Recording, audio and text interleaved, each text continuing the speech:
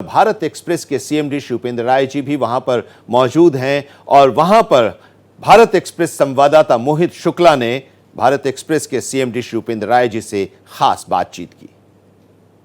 कल्कि धाम के पहले स्थापना दिवस पर भारत एक्सप्रेस के सीएमडी श्री उपेंद्र राय जी कल्कि धाम पहुंचे हुए हैं। शेड्यूल आपका बहुत बिजी था, व्यवस्थित शेड्यूल के बीच में आप यहां पर पहुंचे हुए हैं, क्या मैसेज देंगे? देखिए, पिछले साल माननीय प्रधानमंत्री जी ने शिलान्यास किया था, शिला पूजन किया था और 9 नवंबर को मैं यहाँ एक बार पहले भी आ चुका हूँ, लेकिन चूंकि इसकी पहली शिलान्यास की वर्षगांठ मनाई जा रही है और कल्कि धाम के पीठाधीश्वर आचार्य प्रमोद कृष्णम जी से मेरा बहुत पुराना रिश्ता है और मैं उनको गुरु के रूप में सदैव स्वीकार करता आ रहा हूँ। उनके बुलावे पे आया हूँ और आज जो कार्यक्रम होगा, जो यज्ञ होगा, जो फिर से माननीय गवर्नर महोदय आए हैं, शिला पूजन होगा और यहाँ पे एक छोटी सी सभा होगी, तो उसमें हम सब लोग जो है भाग लेंगे। तो इसलिए जो है आज यहाँ आना हुआ है और इसके लिए मैं आचार्य प्रमोद कृष्णन जी को शुभकामनाएं भी देता हूँ और बधाई भी देता हूँ कि आज उन्होंने पूरा 1 साल जो है शिलान्यास का कर लिया है और 4 साल के अंदर मंदिर बनकर तैयार होना है। तो ये बहुत ही बड़ा टास्क है और अभी तक का मुझे लग रहा है कि इतिहास का सबसे बड़ा मंदिर होगा पिछले 500 सालों के इतिहास में।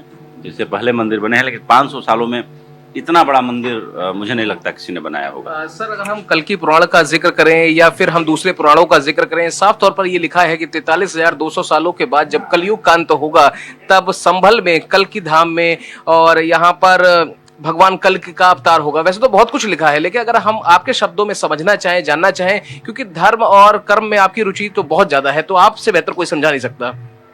देखिए,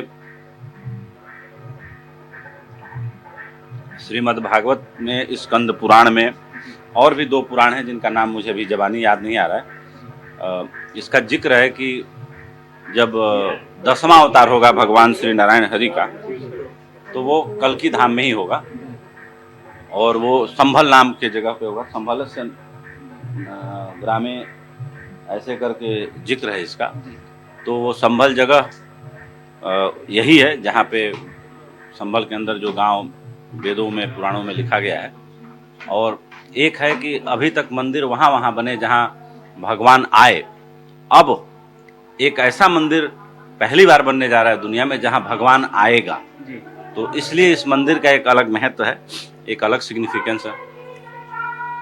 सर, अगर हम देखें कि पिछले साल जब आप यहाँ पर पहुंचे थे, आपने शिला दान भी की थी और कहते हैं कि जब किसी मंदिर की नींव पड़ रही होती तो उस वक्त जब हम उसके साक्षी बनते हैं तो उससे बेहतर पल कोई हो ही नहीं सकता।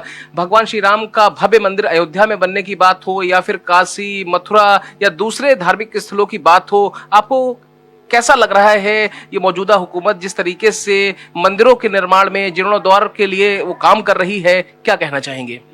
हर देश की सरकार को अपनी सांस्कृतिक विरासत को सजोने के लिए और उसको सुरक्षित करने के लिए अथक प्रयास करना चाहिए। जिस तरह से आक्रांताओं ने हमारे 3000 साल के इतिहास में जितने मंदिरों को तोड़ा, हमारे जितनी सांस्कृतिक धरोहरों को जमींदोज किया, अगर ये सरकार उस दिशा में वापस उसको पुनर्स्थापित करने का काम कर रही है तो बहुत अच्छा काम कर रही है। ऐसा करना ही चाहिए, क्योंकि जो लोग आए उन्होंने भी इसके महत्व को समझा। अगर इस देश पे शासन करना है तो पहले इसके स्मारकों को, मंदिरों को, सांस्कृतिक धरोहरों को गिराओ, तब जाके हम अपने पद चिन्ह और अपने शासन ध्वज को ऊपर रख पाएंगे। इसके लिए इस देश के साथ बड़ा अन्याय हुआ। अगर प्रधानमंत्री नरेंद्र मोदी की सरकार ऐसा कर रही है तो उसको करना ही चाहिए, किसी भी सरकार को करना चाहिए अपने सांस्कृतिक पुनरुत्थान के लिए। वक्त देने के लिए बहुत शुक्रिया। साफ तौर पर आप भारत एक्सप्रेस के सीएमडी श्री उपेंद्र राय जी को सुन रहे हैं। धर्म और कर्म में आप विशेष रुचि रखते हैं और यही वजह है कि महज कल्कि धाम ही नहीं, आप अयोध्या जाइए, आप प्रयागराज जाइए, भारत एक्सप्रेस की विशाल मेगा कवरेज वहां से भी लगातार जारी है। कल्कि धाम से कैमरा पर्सन धर्मेंद्र गौतम के साथ मैं मोहित शुक्ला, भारत एक्सप्रेस।